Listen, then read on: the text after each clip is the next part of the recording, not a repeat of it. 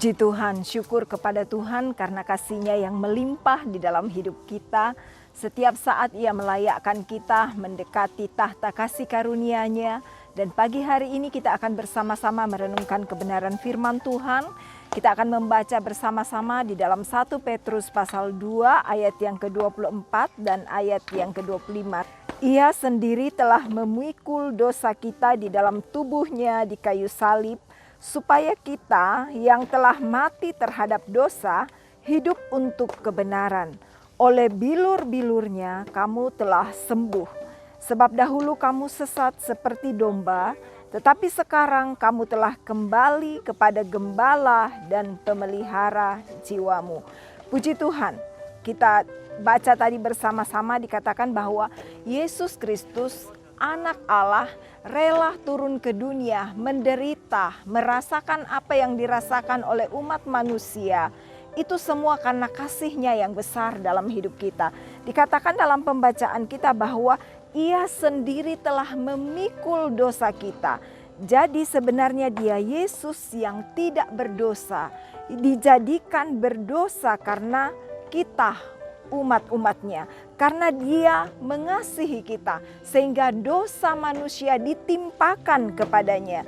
Karena kasih-Nya Dia rela menggantikan kita di atas kayu salib. Mungkin kita berpikir, kenapa Yesus harus rela menderita di kayu salib? Bukankah Tuhan bisa saja berfirman dari surga, kemudian Dia menghapuskan dosa umat manusia dari surga?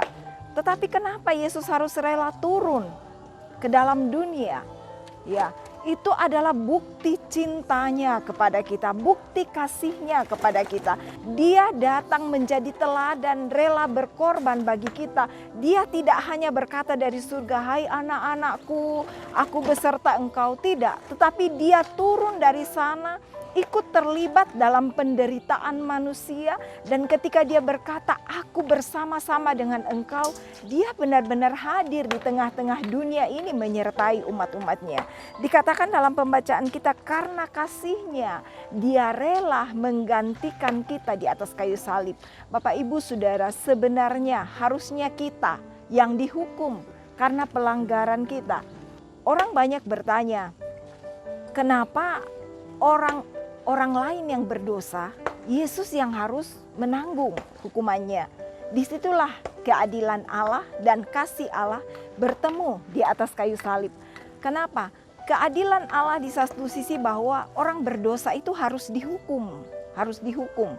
Tetapi di satu sisi kasih Allah itu Dia nyatakan dalam kita. Saya membayangkan ketika Yesus ada di atas kayu salib, Dia seperti seorang ayah yang sedang memeluk anaknya, dan dari belakang, dari segala sisi, dia sedang dicambuk, dia sedang mengalami banyak tekanan sehingga dia harus luka, dia harus menderita. Tapi di satu sisi dia sedang mendekap kita karena cintanya.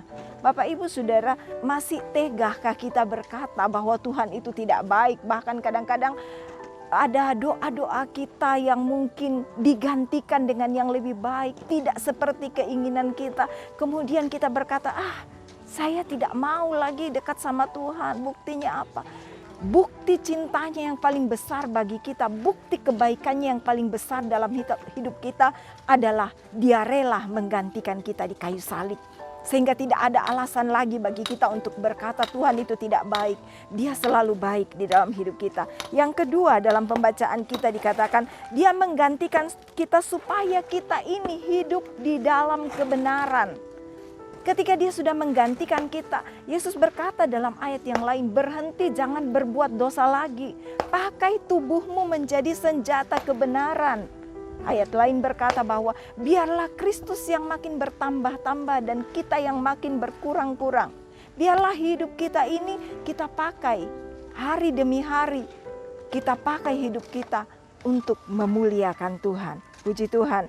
Di dalam Galatia 2 ayat 20, Rasul Paulus berkata, "Namun aku hidup, tetapi bukan aku lagi yang hidup, tetapi Kristus yang hidup di dalam aku." Kematian Kristus di kayu salib mengingatkan kita bahwa Hidup kita sudah ditebus. Hidup ini bukan lagi milik kita, tetapi milik Kristus. Oleh sebab itu mari kita pakai hidup kita menjadi senjata kebenaran. Hal yang ketiga di dalam pembacaan kita yaitu dikatakan ayat 24. Oleh bilur-bilurnya kamu telah sembuh. Puji Tuhan, ini adalah jaminan yang luar biasa bagi kita. Mungkin Bapak Ibu hari ini mengalami sakit penyakit yang berat. Firman Tuhan berkata, oleh bilur-bilurnya kamu menjadi sembuh. Mungkin ada yang berkata, saya tidak sakit secara jasmani, saya sehat-sehat saja. Tetapi penekanan ayat ini sebenarnya, dosa itu adalah penyakit. Dan ketika kita percaya kepada bilur-bilur Yesus, kita sembuh dari sakit kita secara jasmani dan kita sembuh dari dosa kita, dari ikatan kita yang membuat kita tidak berdaya. Di dalam Yesaya 53 ayat 3 dan 5 dikatakan, ia dihina dan dihindari orang, seorang yang penuh kesengsaraan dan yang biasa menderita kesakitan. Ia sangat dihina sehingga orang menutup mukanya terhadap dia, dan bagi kita pun dia tidak masuk hitungan. Tetapi sesungguhnya penyakit kitalah yang ditanggungnya dan kesengsaraan kita yang dipikulnya, padahal kita mengira dia kena tulah, dipukul dan ditindas Allah.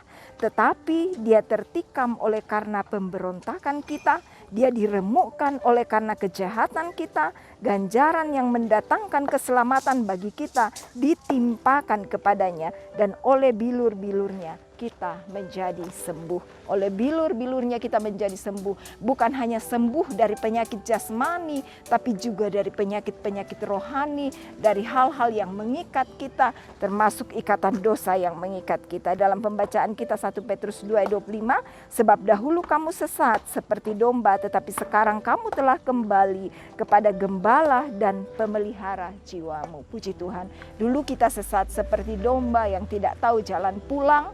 Tetapi puji Tuhan ketika Yesus mati di kayu salib, kita kembali kepada gembala dan pemelihara jiwa kita. Biarlah setiap hari kita mengakui korban Kristus di kayu salib, tetap mempercayai dia bahwa dia adalah gembala dan pemelihara jiwa kita. Puji Tuhan, kita aman di dalam Tuhan karena dia gembala kita dan dia memelihara jiwa kita. Roh jiwa kita, tubuh kita terpelihara sempurna di dalam Tuhan. Mari kita tetap memandang kepada pengorbanan Kristus, karena di dalam dia hidup kita sudah ditebus dan pengorbanannya di kayu salib itu sempurna bagi kita. Puji Tuhan, kita datang kepada Tuhan. Terima kasih Tuhan untuk hari ini. Kami bersyukur Tuhan rela mati untuk kami, menebus kami Tuhan. Kadang dalam hidup ini Tuhan banyak hal yang kami alami dan kadang kami merasa kami sendirian. Tapi hari ini kami bersyukur buat firman Tuhan bahwa Engkau hadir di dunia, rela lahir, menjalani kehidupan sebagai manusia, menderita, menjadi teladan bagi kami, naik di salib Tuhan untuk menanggung dosa kami. Tuhan, kami bersyukur, kami akan terus Tuhan menghayati pengorbanan-Mu dalam hidup sehari-hari, bahwa Engkau mengasihi kami, Engkau mencintai kami, bahkan Engkau sampai rela mati untuk menggantikan hidup kami di atas kayu salib. Terima kasih, kami akan menjalani hari-hari kami bersama dengan Tuhan, dengan penuh iman bahwa Tuhan yang telah mati itu menjadi gembala dan pemelihara jiwa kami. Berkati seluruh anak-anak-Mu, umat-umat-Mu di GPDI COTW, apapun yang mereka usahakan Tuhan berkati iman mereka, topang mereka Tuhan, sehingga mereka terus teguh di dalam Engkau, tekun mengiring Engkau sampai langkah terakhir. Berkati pekerjaan mereka, apapun yang mereka usahakan Tuhan memberkati. Berkati pelayanan yang ada di GPDI COTW, biarlah jemaat boleh bertumbuh di dalam kemurahan Tuhan. Terima kasih Tuhan, kami bersyukur untuk hari ini.